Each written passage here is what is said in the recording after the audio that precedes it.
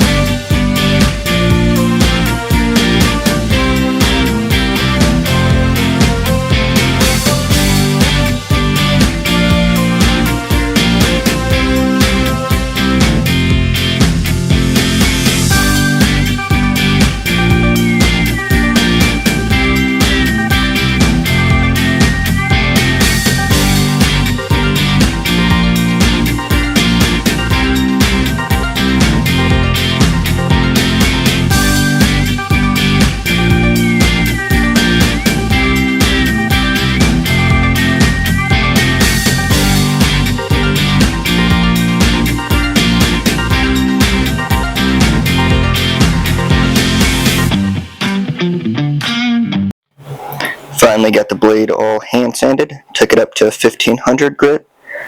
So now we can go ahead and start working on the handle. Now for the handle material, I'll be using this piece of cured ironwood. All I have to do is get the design cut out, shaped. I'll go ahead and drill it to fit the tang, and that'll be the handle.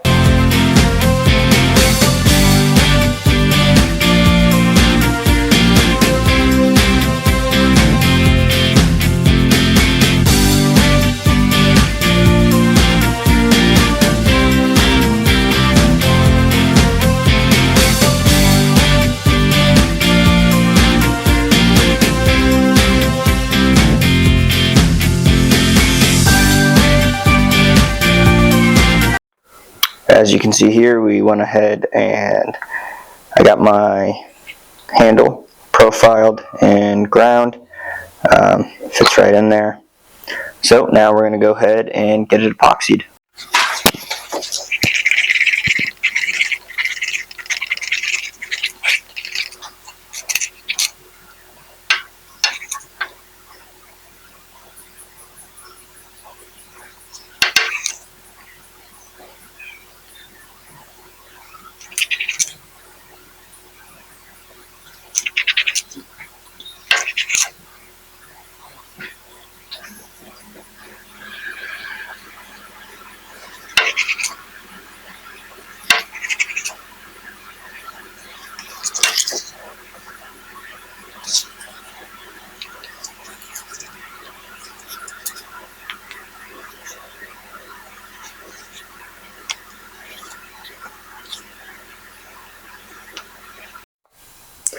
Time to hand sand our handle. Here's my little jig for hand sanding handles and getting the final profile on them. This rotates and adjusts, and then this swivels as well, back and forth. So it's pretty nice, homemade, works like a charm. We'll get to hand sanding here. We'll take it up to probably 1,000 grit, and then we'll go ahead and sharpen it.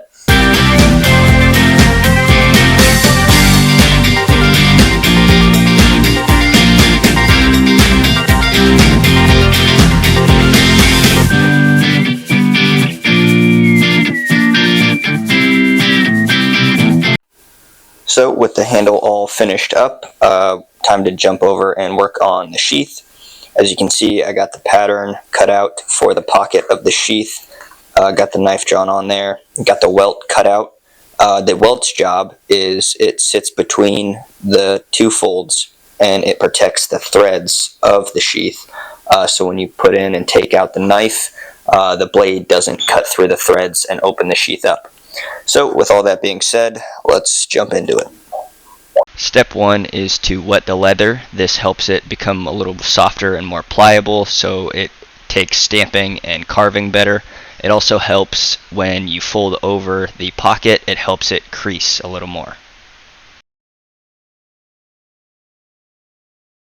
After stamping and carving, it's time to put our stain on the leather. I'm using a light tan. You can see the leather soaks it up very quickly, so I do use a few coats just to darken it a little more, and then I do get a color that I am happy with. Once the stain dries, I then go ahead and work on gluing on our welt. I only glue it in on one side of the pocket.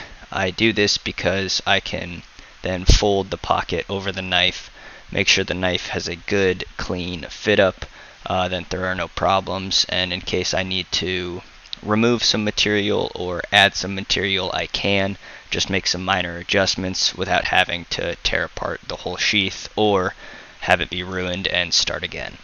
With everything fitting up really well, it's time to glue the pocket together completely. Just compressing the edges, and I use a leather maul to hit the edges. This causes the leather cement to have a stronger, tighter bond with itself. With the leather glue completely dried and cured, it's time to burnish the edges. I do this by applying a burnishing gum around the sheath. Then I take my burnishing tool and use that to rub in the oil along the edges. This just cleans up the leather, makes it look very nice and very uniform. And here is our final product.